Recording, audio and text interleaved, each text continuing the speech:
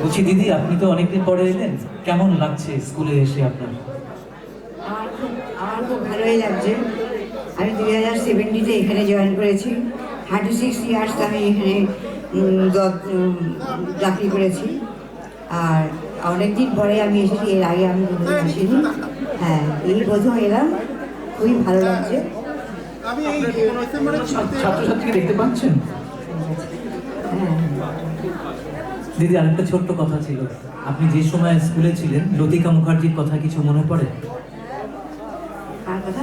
লতিকা মুখার্জি, যিনি আমাদের হ্যাঁ হ্যাঁ, আমি যখন জয়েন করেছি তখন লতিকাদি ছিলেন, এবং উনি তো দুর্দণ্ড প্রতাপ একজন প্রিন্সিপাল ছিলেন।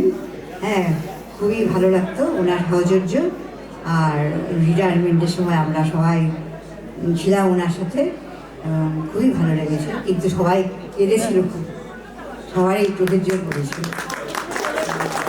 আর আমাদের জন্য আবার একটু বকা কিংবা আশীর্বাদ নিয়ে আপনাকে আমরা সবাইকে আশীর্বাদ করছি এভাবে যেন চলতে থাকে। হ্যাঁ, এই ইউনিয়ন যেন অনেকদিন স্থায়ী হয়।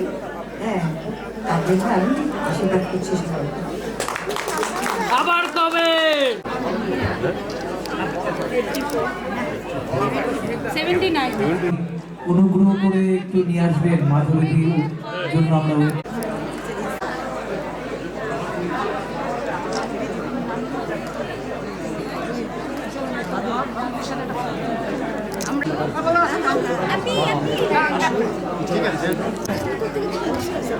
সুব্রতদা আমাদের করতে চলেছি।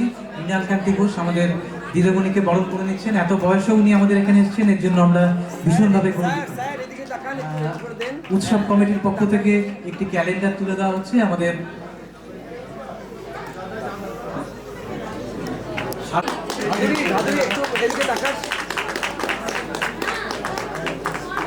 আচ্ছা, একটা ছোট্ট ক্যালেন্ডার সময়ের সাথে চলবার জন্য সেটাও তুলে দেওয়া হচ্ছে উৎসব কমিটির পক্ষ থেকে।